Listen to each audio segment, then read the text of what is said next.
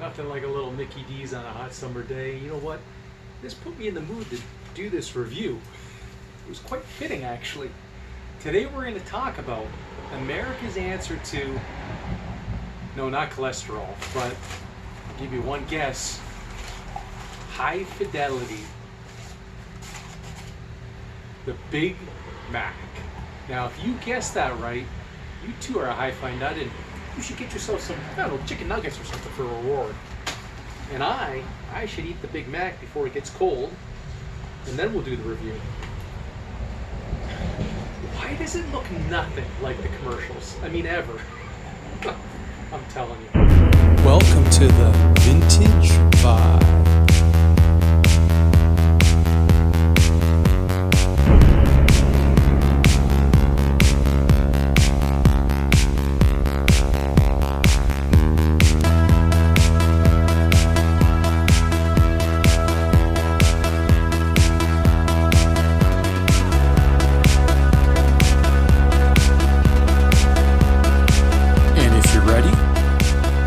Let's go.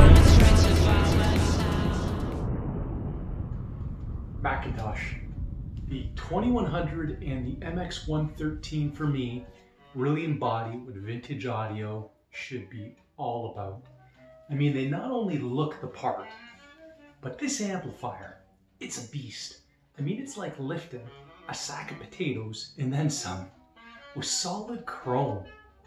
And the tuner preamp, the 113, with its beautiful hand veneered walnut case.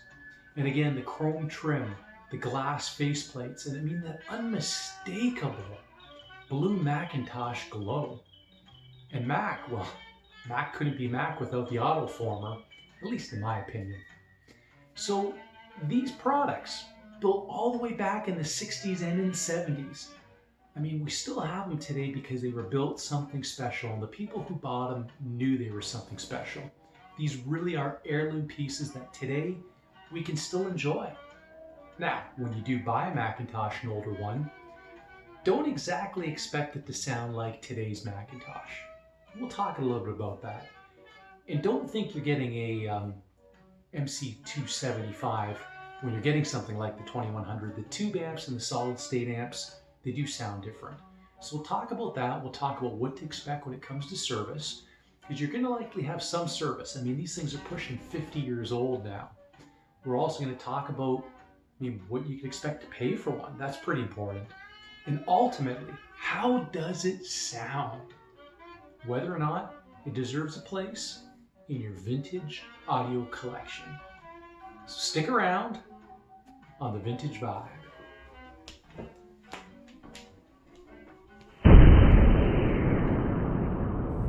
The 2105 had fancy meters. The 2100, not so much.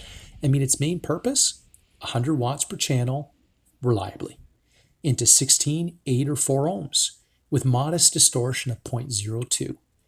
Now, if you think it looks like a tube amp, well, it's because it was modeled after its predecessors, like the MC275.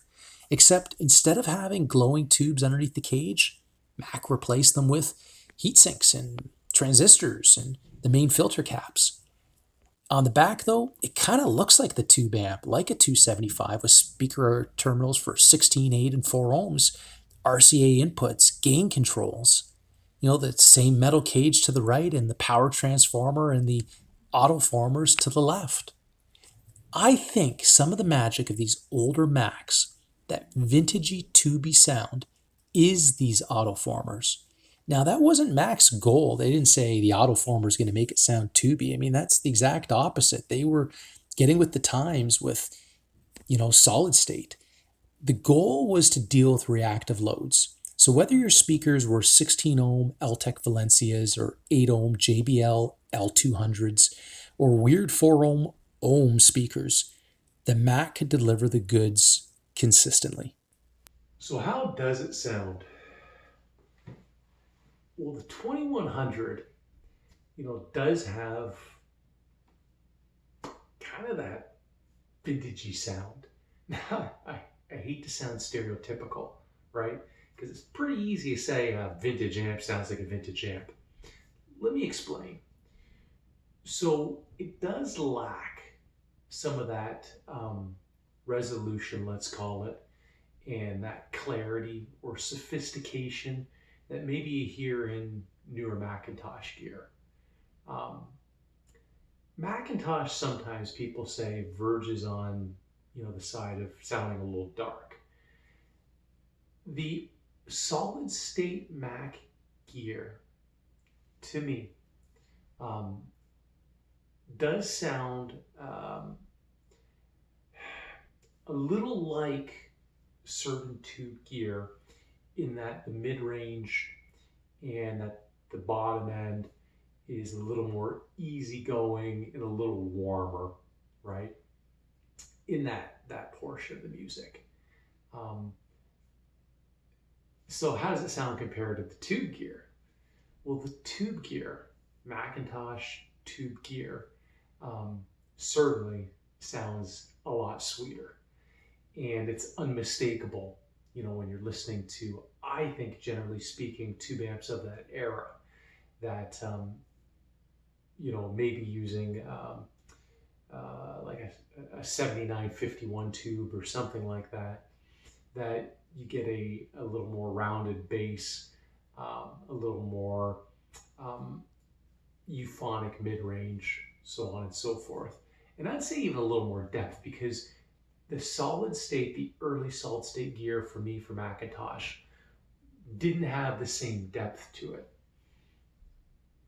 However, a lot of it had to do, as I discovered, also with the preamp you're mating with it. And as counterintuitive as it sounds, the MX113 is not necessarily a tube amp, or not tube amp, a preamp that really bests the 2100. In fact, there are preamps that will bring more out of the 2100 than the MX113.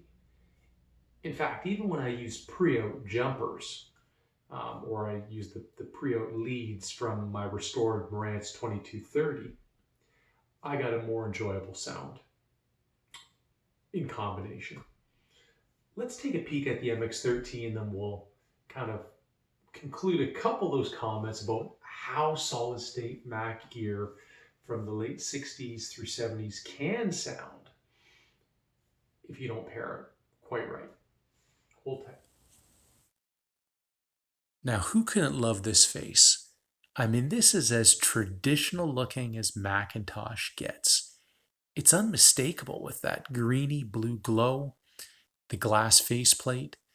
It really is a combination of a tuner and a preamp in one. And it has volume, balance, as well as your treble and your bass controls that are kind of a dual mounted control for left and right channel on the same shaft. And then to the far left, you've got your input selectors, and just above that, your signal strength and your stereo beacon light. And like most Mac gear of this era, you've got this kind of center portion here with these buttons that include mono operation, low frequency, high frequency cutoffs, a tape monitor switch, and muting. I think the best thing about this gear, quite frankly, is just how it looks. This is quintessential vintage gear. And like usual, I think it's time to just sit back and take it all in.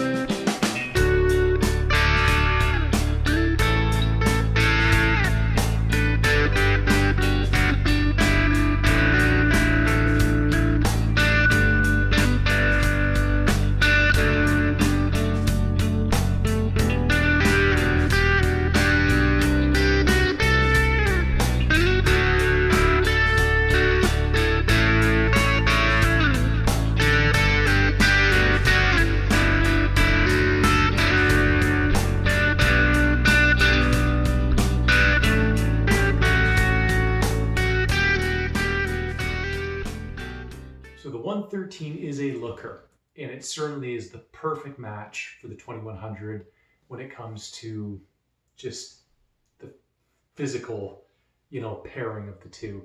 I mean, put it on your audio, rack or on your shelf, and your neighbor's bound to say, "What the heck is that?" And it looks expensive. And they were expensive in their day, without a doubt, and still pretty expensive today. We'll get to that in a moment. It's definitely built again like the 2100 for a lifetime, with a lot of detail to just that, the details. I love the chrome tuning wheel behind the tuning knob, for example. Now the FM tuner on that point tunes in pretty decent. It's fairly sensitive and selective, and I had no problems finding my favorite stations. But it certainly didn't have the enjoyability and the holographic kind of sound that, for example, my Dynalab has with FM broadcast. It was just kind of neutral, kind of polite. And yeah, the two paired together kind of verged on sounding a little bit like background music in an elevator. It just didn't have a lot of oomph and a lot of depth and punch and dynamics. Now, when I took the MX113 out of the equation and I paired up, for example, my Marantz, as I mentioned, the amplifier took on a different nature. And I would guess that if you took a newer McIntosh preamp, even 1990s/early 2000s, a good little control preamp, it would help you get more out of that 2100. So the two together, great for looks, but maybe not great sonically paired. Is what it is. Inside the 113, it's easy to service. Clean the controls, change the bulbs. Be careful when you're reassembling it because you can easily misalign the glass faceplate and damage it or scratch it. But it is a superbly built unit. Just take a look at the circuit work. I mean, it's meticulous. Now, the 2100, same thing. Inside, it's all point-to-point wiring. It's easy to get at the resistors, the capacitors, as well as to clean the potentiometers. The amplifier is beautifully laid out in a true mono fashion, you can see here, and it's built really well. Now, I only had one part right here where I noticed a bad resistor, which I went ahead and replaced with a modern equivalent because it literally broke apart in my hand.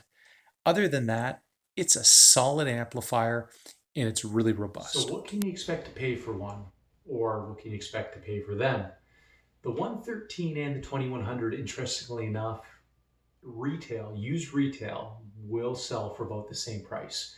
So if you're looking for one, expect to pay between $1,000 and $1,200, maybe as high as $1,500 for an exceptional example that's been serviced, but probably closer to that $1,200 range is average. Now, pay particular attention with the preamp to the face. They very easily crack, bubble, so on and so forth. The big question, does it deserve a place in your vintage audio collection? Well, if you're a Mac fan and you're looking for an early solid state setup, and this is in addition to gear you already have that you listen to daily, then it's cool. And I would say, yay, go for it. But if this is your first McIntosh and you're just kind of allured to the McIntosh mystique and you want something that's a tremendous performer, because everyone will tell you Mac is a tremendous performer, then I'd hold on and I would save up for something newer, because a newer McIntosh is a better McIntosh. That is, unless you happen to find a MC, 275 or one of the early tube preamps, or even an MA230 integrated tube amp, but that's a completely different ballpark. So if it's your first Mac setup, to me, it's a nay. Now, if you happen to find a 2100 at a decent price and you can pair it with a newer preamp, it's a pretty cool amp, and if you can get it for $700 to $850, you might want to go for it. So thanks for joining me on the Vintage Vibe, and be sure to like and subscribe. We'll see you next time.